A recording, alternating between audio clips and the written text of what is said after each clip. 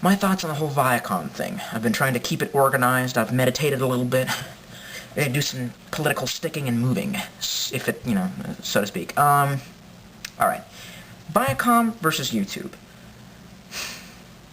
You're gonna think I'm crazy, but to me, good and evil. Now, of course, a lot of people think that Viacom are assholes. They really are.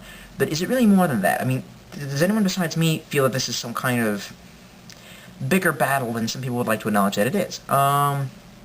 Everyone thinks I'm crazy, but again, I'm not ashamed of being called crazy. In fact, I believe Jesus Christ once said, and when they mock you, feel happy because, you'll be like one with the prophets who were mocked before you. And I'm like, I'd just rather not be mocked. But, okay.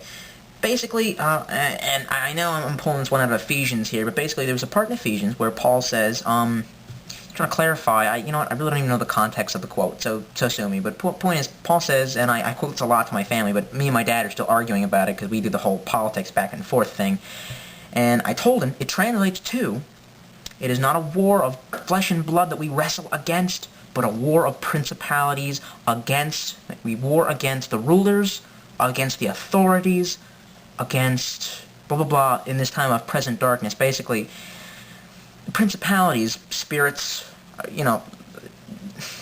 non-tangible things, not physical things, but mental things. Almost like in V for Vendetta, where he says, "Why won't you die?" And V says, "Because beneath this mask there is more than flesh. There is an idea." And Mr. Creedy, ideas are bulletproof.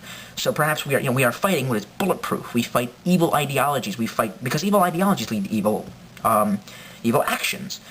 And I truly believe that perhaps Viacom is under, like they say, is under the principality of an evil ideology. He's under greed, so much so that they're willing to do things that I think are negative to humanity. Now, a lot of people don't hold art up as high as I do. And I do it for a reason. I believe that art, how do I define art? I define art as being able to transmit conscious thought to people. Again, being a Christian, I use kind of the rule of thumb is, could you tell people about Jesus with this? And of course, my dad argues about this. He's like, oh, cars are art. The body of a car is like, it's art. Sculpture is art. And I'm like, could you tell someone about Jesus with it? He goes, yeah. And I'm like, how?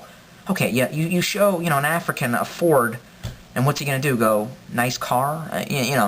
Could you tell someone about Jesus in a music video? Yeah, I guess so. Actually, you could work that out. Could you tell it to him through a video game? Sure. Could you tell people about Buddha's ideologies in a book? Bingo. So that is how I define art, and I hold art to be a very sacred, important thing in humanity, in our eyes, because ever since the dawn of man, we have had the need to communicate. That is one thing, intelligence. Intelligence, cognitive thought, is what makes humanity great. Okay? It's not the body. Really, there's, it's not strength or speed, because there's no animal that is not basically bigger and faster than us. But it was like one human one day, a monkey who was standing upright said, that tiger is really fast and it's really nasty. But if I had a big pointy stick, he wouldn't be so big and nasty. And then, someone else walks along and goes, Jerry. It's called a bow and arrow. But the point is that, conscious thought, needs to be, it is like, just like genetic information. And this is, again, one of the major themes of Metal Gear Solid. Basically Hideo Kojima is trying to transmit information to us that a major point of humanity, or maybe even all humanity, is transmitting information. Either mental, phylotic information, philosophical information, metaphysical information, or physical information, i.e. your genes. And if you remember what he says in Metal Gear Solid 4, they want the ruling powers, the Patriots. Don't spoilers, shut up. The ruling powers want to control the memes and the genes. If you research the word meme, I think it was first used in The Selfish Gene by Richard Dawkins, and I actually did not know that word. I had a concept for it in my head, but Richard Dawkins gave me the word through his book, which he transmitted memetical, phylotic, non-physical information, non-genetic information into me. Behavioral information, memetic.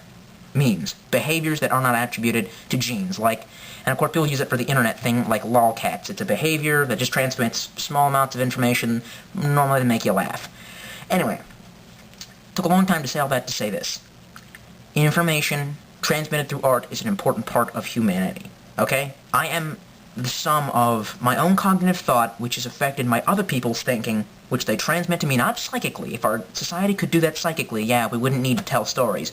But we do. We're not psychic, so we need to tell stories. We need to give people books to read. We need to give people video games to play, music to listen to. We need to sing and dance and look at art, paintings, and that is how we transmit conscious thought. That is how we tell someone, this is how I feel, this is what I think, this is what we should do.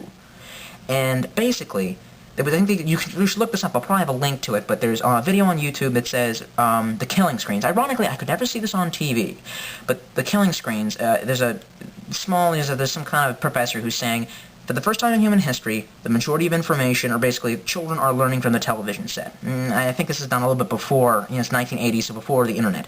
Basically, he says, and who is controlling? He says the church isn't telling the stories, the tribe isn't telling the stories, mom and dad aren't telling the stories, school isn't telling the stories. Who's telling the stories? TV.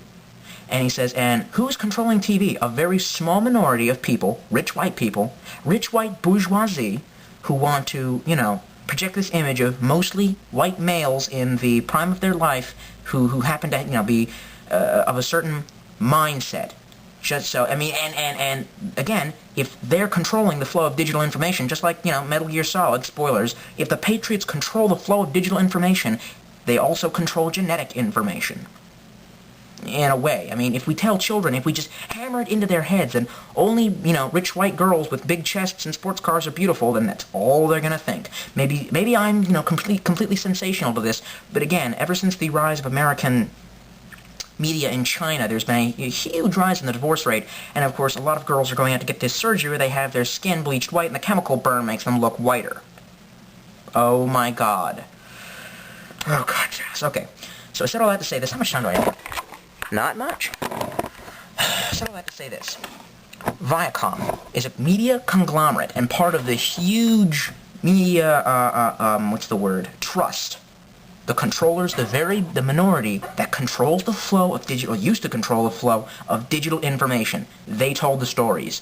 They were the ones, the majority of information. They own the news. They own the sketch shows. They own the dramas. They own everything. And through this, perhaps they had a grip on think about it, did they not have a grip on the information that you watched, that your children watched, that everyone was seeing? They controlled who got to say what.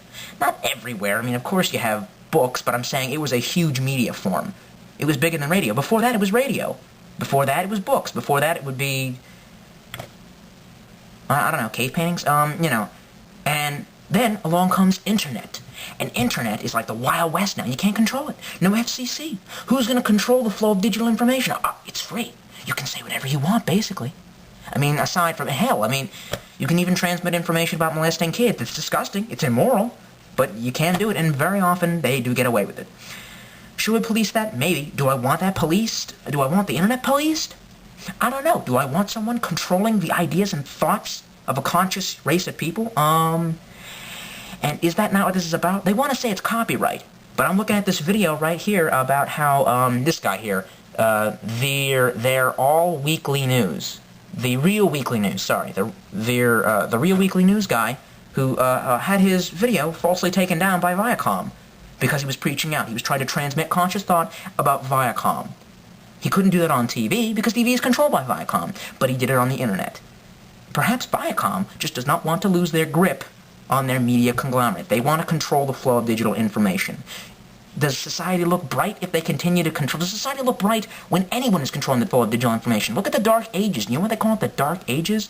Because back then, before the dawn of the printing press, you had the Catholic Church who controlled all of the flow of biblical information, of biblical texts. And they basically said, there was a law that says, you cannot read a Bible. You have to get a Catholic Church member to tell you what it means. So they could be saying anything.